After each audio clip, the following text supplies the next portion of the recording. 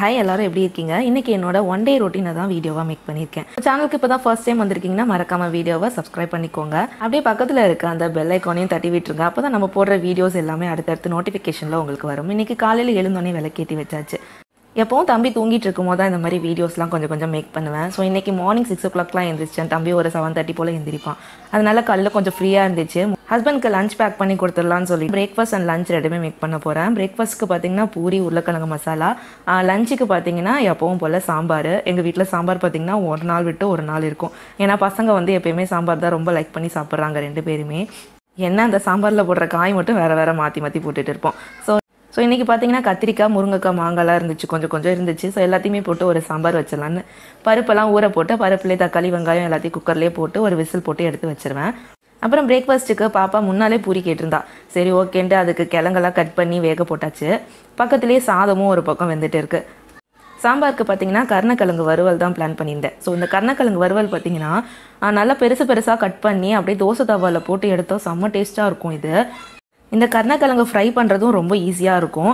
And sambar பார்த்தீங்கன்னா 1 pot sambar. எப்போயுமே நான் 1 pot சாம்பார் தான் வைப்போம் நாங்கள். ஒரு சில டைம் தான் வந்துட்டு கொதிக்க வச்சு வைக்கிறது.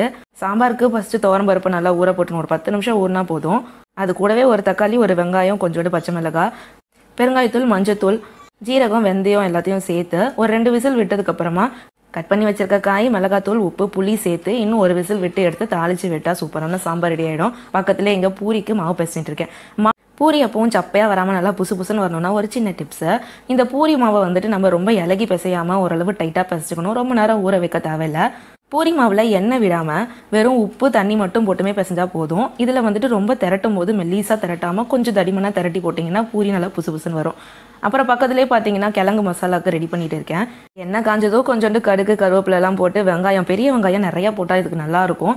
வெங்காயம் ரொம்ப வதங்கிடாமல் ஓரளவு மீடியமாக வதங்கினா போதும். தக்காளி, ஒரு 4-5 பச்சை மிளகாய், கொஞ்சமாக மிளகாத்தூள், உப்பு சேர்த்துக்கிட்டு மஞ்சத்தூள் போட்டுடணும். அப்போ தான் கலர் நல்லா. அப்புறம் நம்ம வேக வச்ச உருளைக்கிழங்க ஒன்று பாதியமாக ஸ்மாஷ் பண்ணி அந்த மசாலாலாம் போட்டுட்டு தண்ணி கொஞ்சம் ஊற்றிட்டு லாஸ்ட்டாக இறக்கும் போது கொஞ்சமாக கடலை மாவு கலந்து இதில் ஊற்றி இறக்குனீங்கன்னா செம்மையாக இருக்கும். அப்புறம் என்கிட்ட இஞ்சி இல்லை, இஞ்சி கொஞ்சோண்டு துருவி இதில் சேர்த்தாலுமே இன்னும் ஃப்ளேவர்ஃபுல்லாக இருக்கும் உங்களுக்கு. அப்புறம் கருணக்கிழங்க வேக போடும்போது அதில் கொஞ்சமாக உப்பு, மஞ்சத்தூள், கொஞ்சோண்டு புளி போட்டு வேக போட்டால் அதில் இருக்க அரிப்பு தன்மை இருக்குது. அது நம்ம சாப்பிடும்போது நாக்கெல்லாம் சமயத்தில் அரிக்கும், அது இல்லாமல் இருக்கும். அப்புறம் அன்றைக்கி சமைச்சு முடிச்சதுமே பாத்திரத்தை எல்லாத்தையுமே கழுவி போட்டுட்டேன். எப்பவும் கழுவ மாட்டேன், அப்படியே வச்சிருவேன். இன்றைக்கி ஏதோ ஞான உதயம் பிறந்து எல்லா பாத்திரத்தையுமே கழுவிட்டேன் நான்.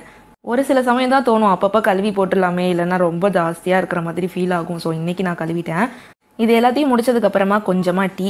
இந்த டீ தூள் பார்த்தீங்கன்னா நான் சக்ரா கோல்டு தான் எப்பயுமே வாங்குவோம். சக்ரா கோல்டில் வந்துட்டு லீஃப் டீ தூள் மாதிரி வந்துச்சு. ஸோ அது புதுசாக வாங்கி ட்ரை பண்ணலான்ட்டு பண்ணோம். கொஞ்சம் துவர்ப்பாக இருக்க மாதிரி தான் இருந்துச்சு, பட் நல்லா தான் இருந்தது. எனக்கு பெருசாக டீ போட வராது, எங்கள் அத்தை தான் டீ போட்டு தருவாங்க. கொஞ்சம் குடித்தாலும் குடிச்சிட்டு வச்ச மாதிரி இருக்கும்னு சொல்லுவாங்க இல்லையா, அந்த மாதிரி சூப்பராக இருக்கும். டீக்கு நான் ரொம்ப அடிக்ட் ஆகிட்டேன். அண்ட் தென் இப்போ பார்த்தீங்கன்னா இந்த சாரீ என்னோட வெட்டிங் ஆனிவர்சரிக்காக எங்கள் அத்தை எனக்கு வாங்கி கொடுத்தது. இது வந்து குபேரப்பட்டு சாரீ, பிங்க் அண்ட் க்ரீன் காம்போவில் இருந்துச்சு. செம்ம சூப்பரான கலரு. இந்த மிட்டாய் ரோஸ்ன்னு சொல்லுவாங்க இல்லையா, அதுலேயே கொஞ்சம் டார்க் ஷேடில் இருந்துச்சு. இதோட முந்தியும் ப்ளவுஸ் பிட்டும் பார்த்தீங்கன்னா உங்களுக்கு க்ரீன் கலரு, க்ரீன்லேயே வந்துட்டு மயில் க்ரீன் மாதிரி இருந்துச்சு. அண்ட் இதுக்கு இப்போ தான் ப்ளவுஸ் தைக்க போகிறேன், நான் தான் ப்ளவுஸ் தைக்க போகிறேன். ஸோ ஆல்ரெடி நான் ப்ளவுஸ் வந்துட்டு கட் பண்ணி வச்சாச்சு. ஸோ இப்போ வந்து ஸ்டிச் பண்ண போகிறோம். இந்த மிஷின் வந்துட்டு எங்கள் அப்பா கிட்டத்தட்ட 40 வருஷம் வச்சுருந்தாங்க. ஸோ அவங்ககிட்டேருந்து நான் சுட்டுட்டு வந்துட்டேன். நான் வாங்கிட்டு வந்து இப்போ ஒரு 5 வருஷம் இருக்கும். ரீசெண்டாக தான் நம்ம இந்த மிஷினை வந்து சர்வீஸ் பண்ணி எடுத்துகிட்டு வந்தேன். மேலே அந்த தலையெல்லாம் வந்துட்டு கொஞ்சம் துரு பிடிச்ச மாதிரி ஆயிடுச்சு, அதில் இருக்க பெயிண்ட் எல்லாமே போயிடுச்சு. அப்புறம் பெடல் தான் போட்டுட்டு இருந்தேன் மிஷினில், முட்டி ரொம்ப வலி வந்துருச்சுன்னு சொல்லிட்டு இப்போ ரீசெண்டாக தான் நான் வந்து மோட்ரு ஃபிக்ஸ் பண்ணேன். இதில் ரொம்ப நாளாக நானே தனியாக தான் யூடியூப் இதெல்லாம் பார்த்து தைச்சிட்டு இருந்தேன். அப்புறமா கொஞ்சம் பர்ஃபெக்ஷன் வேணுமேன்னு சொல்லிட்டு ஒருத்தவங்க கிட்ட டைலரிங் கிளாஸ் போயிட்டு இருந்தேன். அதுவுமே ரொம்ப போக முடியல, பாப்பாங்களை பார்த்துக்கணும் அப்படின்றதுனால நான் ஒரு 1 month மட்டும் தான் போனேன். ஸோ போனதில் வந்துட்டு நான் ப்ளவுஸ் கற்றுக்கிட்டேன். ஆனால் அது கற்றுக்கிட்டு அதுக்கப்புறமா அதை நம்ம திருப்பி தைச்சிட்டே இருந்தால் தான் நமக்கு அது பழக்கமாக அப்படியே இருக்கும். ஸோ இடையில நான் ஒரு ஆஃபீஸ்க்கு போனேன், அது இதுன்னு சொல்லிட்டு என்னால் இதில் கண்டினியூ பண்ணவே முடியல.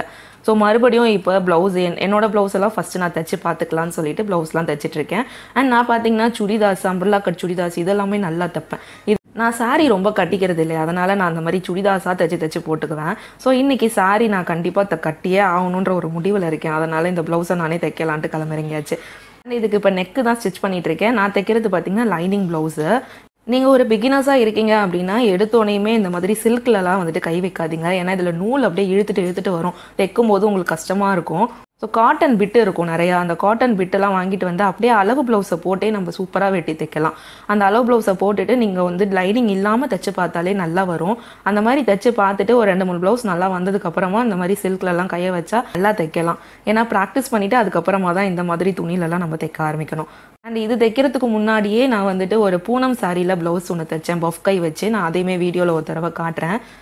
இப்போ நெக் சைடு வந்துட்டு ஃபுல்லாக நெக்கு மட்டும் தைச்சு அப்படியே திருப்பி போட்டுட்டு ஒரு மேல் தையல் மட்டும் போட்டு எடுத்துட்டேன். இந்த வீடியோ வந்துட்டு என்னால் ஃபுல்லாக போஸ்ட் பண்ண முடியல, நான் பிட்டாக தைச்சிட்டே இருந்தேன். ஸோ பசங்களை பார்த்துட்டு இருக்கனால என்னால் வீடியோ எடுக்க முடியல. ஸோ இதுக்கப்புறம் நான் ஏதாவது ஸ்டிச் பண்ணேன்னா அந்த வீடியோ வந்துட்டு ஃபுல்லாக மேக் பண்ணி வீடியோ போஸ்ட் பண்ணுறதுக்கு ட்ரை பண்ணுறேன். நான் இருக்கிறதுலே ஈஸியான மெத்தட்ஸ்லாம் எதுன்னு நோண்டி பார்த்து தான் நான் தைப்பேன். ஏன்னா எனக்கு வந்துட்டு ரொம்ப கஷ்டப்பட்டு தைக்கிறதோ கஷ்டப்பட்டு வேலை செய்கிறதோ இதெல்லாம் நமக்கு ஆகவே ஆகாது. எதெல்லாம் ஈஸியான மெத்தடா அதெல்லாமே தேடி பார்த்துட்டு இருப்பேன். அண்ட் இதுதான் நம்மளோட ப்ளவுஸு. பேக் சைடு வந்துட்டு ஏதாவது ஒர்க் பண்ணலான்னு பார்த்தேன், பெருசாக ஒர்க் பண்ண முடியல, டைமும் இல்லை. நெக்ஸ்ட் டேவே நான் போடுற மாதிரி இருந்துச்சா, அதனால் வந்துட்டு லேஸ் மட்டும் வச்சு தைச்சிட்டேன். இது வந்து காப்பர் பார்டர் இருக்கனால காப்பர்லேயே லேஸ் வச்சுட்டு அதோட காப்பர்லேயே நாட்டும் வச்சுட்டேன் சின்னதாக. அண்ட் ஃபைனல் லுக் ப்ளவுஸ் இப்படி தான் இருந்துச்சு. நல்லா இருக்கான்னு பார்த்து சொல்லுங்கள்.